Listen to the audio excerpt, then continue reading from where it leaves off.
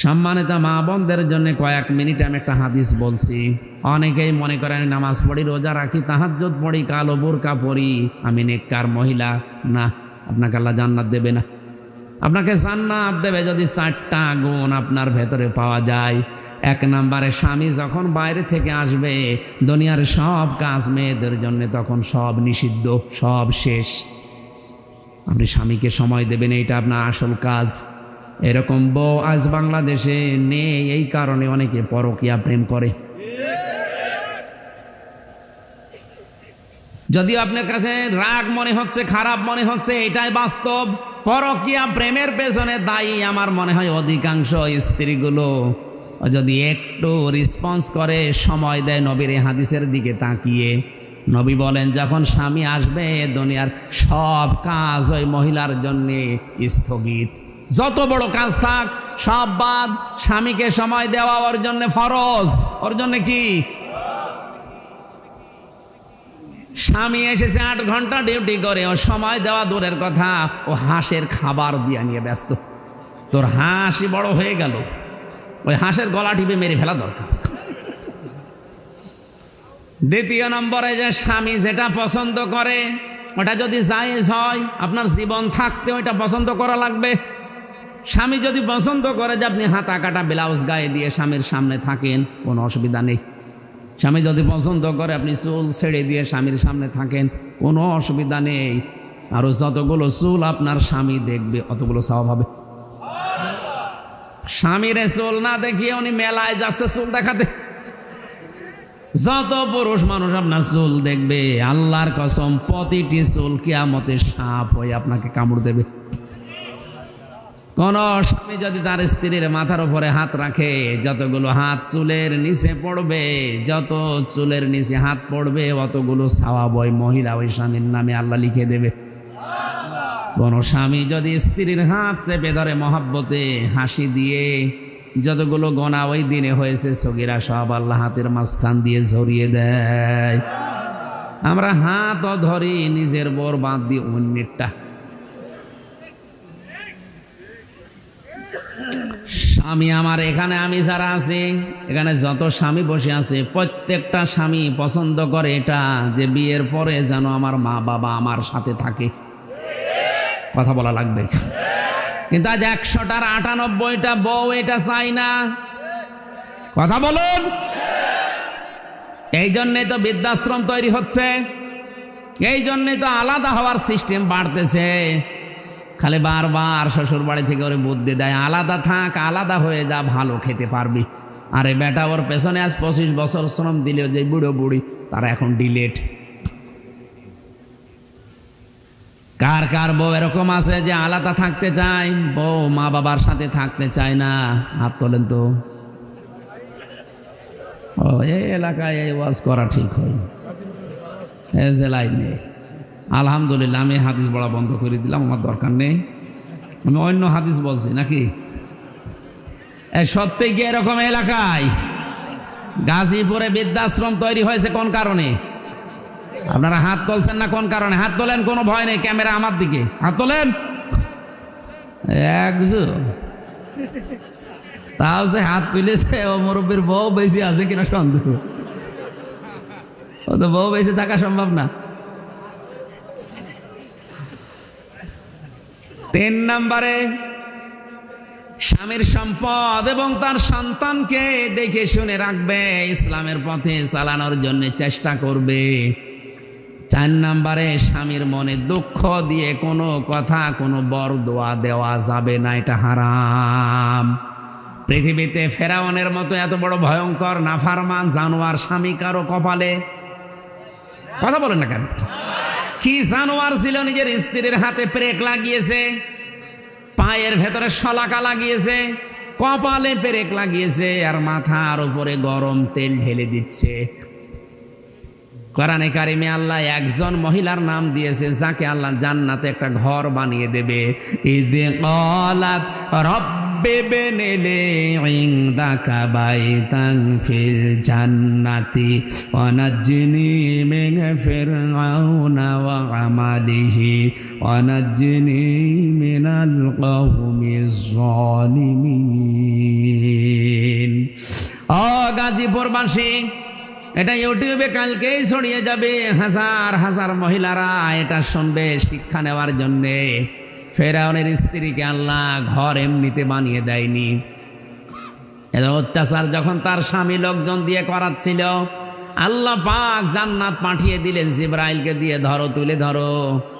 হযরতে আসিয়া জান্নাত দেখার পরে খুশি হয়েছিলেন, ডাক দিয়ে বলেছে, মাবুদ ওই জান্নাতে তুমি আমার জন্য একটা ঘর বানিয়ে দাও, যে ঘরে বসে বসে সব সময় তোমারে দেখা যায়।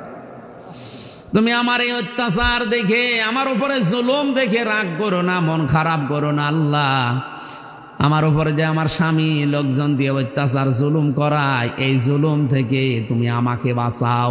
লক্ষ্য করে অনাজ্জিনি, এখানে টান আছে, অনাজ্জিনি মিন ফিরআউনা ওয়া আমালিহি অনাজ্জিনি মিনাল কওমিজ জালিমিন। যাদেরকে দিয়ে জুলুম করায় এই জালেমদের থেকে, আর আমার স্বামী ফেরাউনের জুলুম থেকে তুমি আমাকে বাঁচাও, কিন্তু আমার স্বামীর উপরে তুমি গজব নাজিল করো না। এত বড় কঠিন অত্যাচারের পরেও তিনি স্বামীর জন্য বরদোয়া দেয়নি, মন খারাপ করেনি, উল্টা পাল্টা ধারণা দেয়নি। আর আপনি একটা সাবান কম হলে গালি দেন, উল্টা পাল্টা ধারণা করেন যে জীবনে তোমার সংসারে কিছু পেলাম না। আপনি মানুষ, আপনি মনে করেছেন আমি নামাজ পড়ি, রোজা রাখি, কালো বোরকা পড়ি, তাহাজ্জুদ পড়ি, আমি জান্নাত পাবো না। জান্নাত 4টা ফরজ কাজে মেয়েদের 3 নাম্বারের কাজ এটা, স্বামীর মন জয় করা লাগবে জায়েজ পন্থায়। এত বড় অত্যাচারের পরও স্বামীর নামে বরদোয়া দেয় না, অথচ আজ হাজারো মহিলা স্বামীর মনে দুঃখ দেয়। উল্টাপাল্টা কথা বলি, নামাজ পড়ছ, নামাজ আছে, নামাজ শেষ, সব ব্যর্থ করে দেবে আল্লাহ। আপনার দুনিয়াও ধ্বংস, আখিরাতও ধ্বংস। এ পৃথিবীতে আর একজন মহিলাকে আল্লাহ নিজে সালাম দিয়েছেন শুধু স্বামীর জন্যে, ভক্তি শ্রদ্ধা থাকার কারণে, হযরতে খাদিজা। একটাই মহিলাকে আল্লাহ দুনিয়ায় সালাম দিয়েছে জিন্দা অবস্থায়। তার পুরা জীবনে আমি পড়ে দেখেছি হযরতে খাদিজাকে সালাম দেওয়ার পেছনে কারণ ছিল তিনি স্বামী ভক্তা ছিলেন। কি ছিলেন? স্বামীর প্রতি এত আনুগত্য দেখিয়েছেন, নিজের যে সম্পদগুলো ছিল ওই জামানায় তিনি 7 নাম্বার ধনী ছিলেন পুরো আরব জাহানে। এত সম্পদ সব স্বামীর পায়ের নিচে এনে দিয়েছিলেন, যান সব আমি দিয়ে দিলাম। অথচ আজ হাজারো মহিলা স্বামী ক্যান্সারে মরে গেলেও একটা বালা বিক্রি করে দিতে চায় না, আরো বলে খাদিজার মতো জান্নাতে যাবে।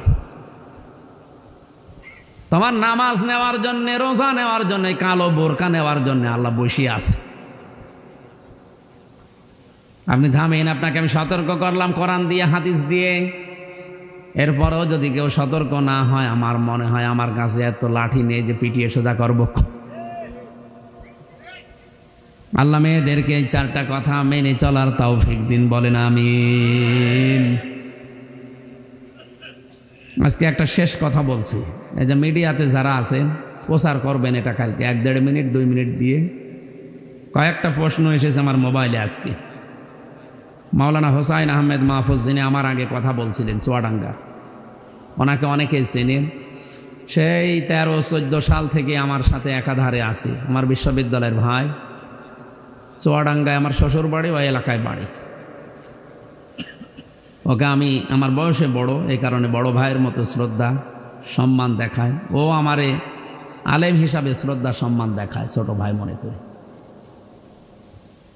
কারা কারা যেন ভিডিও তৈরি করেছে, বানিয়েছে যে ওনারা সবসময় সাথে রাখেন, কেন অন্য কাউকে রাখতে পারেন না? বাস্তবতা হচ্ছে এটা, ওরে রাখার কয়েকটা কারণ আছে।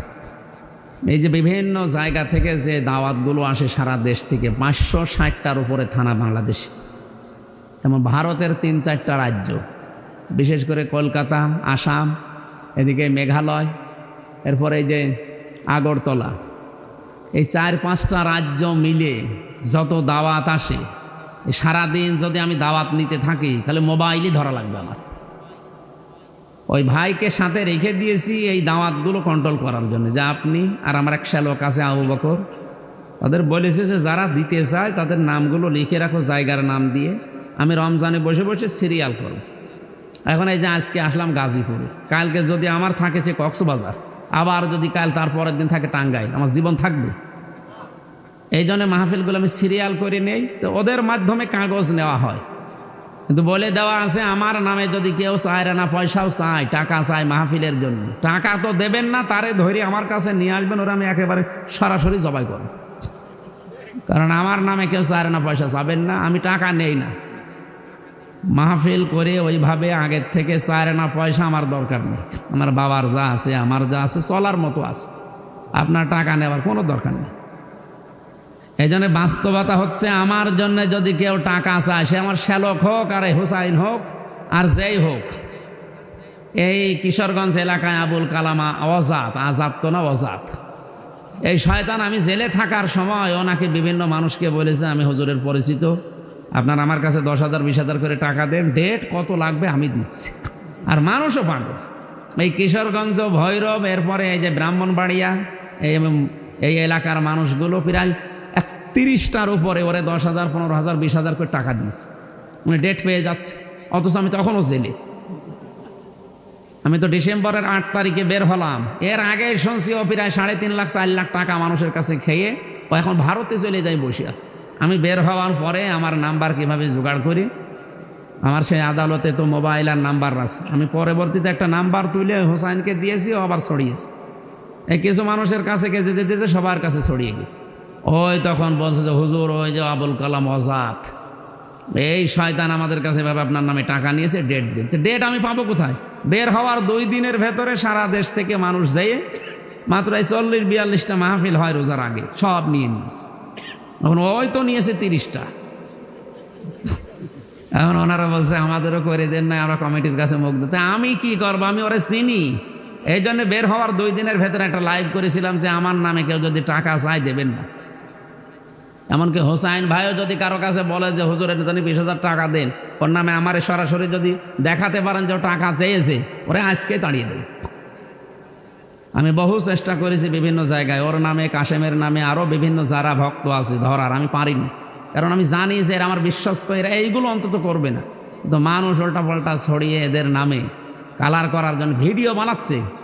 সোলাইমান ভাই নামে একজন, উনি ভিডিও বানিয়েছে, উনি জেনে না জেনে আমি জানি না, হয়তো আপনার এটা ঠিক হয়নি। সঠিকভাবে কোনো জিনিস না জেনে আন্দাজে মন্তব্য করলে কি হয় দেখলেন না?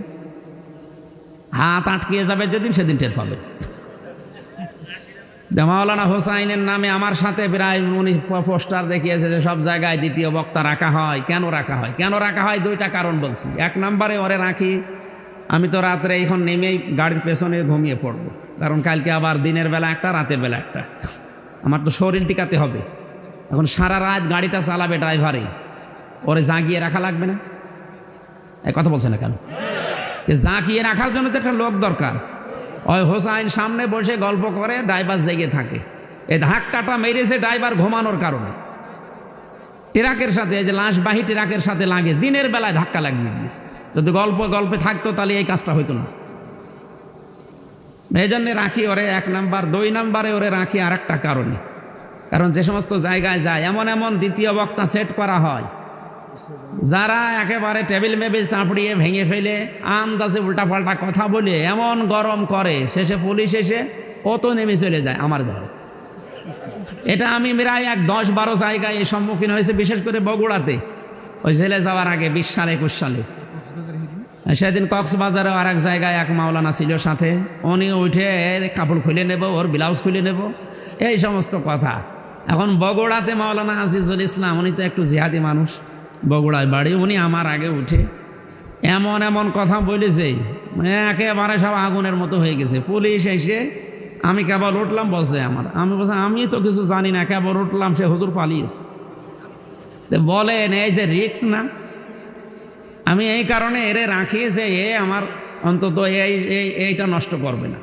ও যাই করুক, ও টাকা পয়সা কালেকশনের হুজুর, আমি ওইগুলো পারি না, আমার আসলে হয় না। এই জন্য ওরে রাখি যে কালেকশন করে অন্তত মাহফিলটা জমাক, আর ওয়াজ তো মেন তাফসির করার জন্য নিয়ে আসেন আপনারা, আমি যতটুকু পারি করব। আমার কথা কি বুঝেছেন? আসলে যারা সিন্ডিকেট মনে করেন বা দালাল এগুলো বলেন, আসলে এগুলো মিথ্যা কথা, আন্দাজে দোষ দেবেন না। আমি 3 বছর ভেতরে ছিলাম অন্ধকারে, এক ঘরের ভেতরে, মনে করেন জেলখানায়। 3 বছর তো বাইরে, ওকে একটা মাহফিলও করেনি। ও নিজে ইচ্ছা করলে তো ওর শত শত মাহফিল হয়, আমার সাথে থাকে, আমারও উপকার হয়, আর একসাথে থাকে অনেক দিন ধরে, প্রায় 8-10 বছর ধরে, এই জন্য আমারও উপকার হয়। আমার সব দিক থেকে উপকার, বিশ্বস্ত মানুষ, এলাকার মানুষ। এই কারণে আমি রাখি যেন মাহফিলটা নষ্ট না হয়। এমন এমন জায়গায় যে মাহফিল নষ্ট করে ফেলে দিতে বক্তারা, এই কারণে আমি সবার সাথে থাকতে চাই না।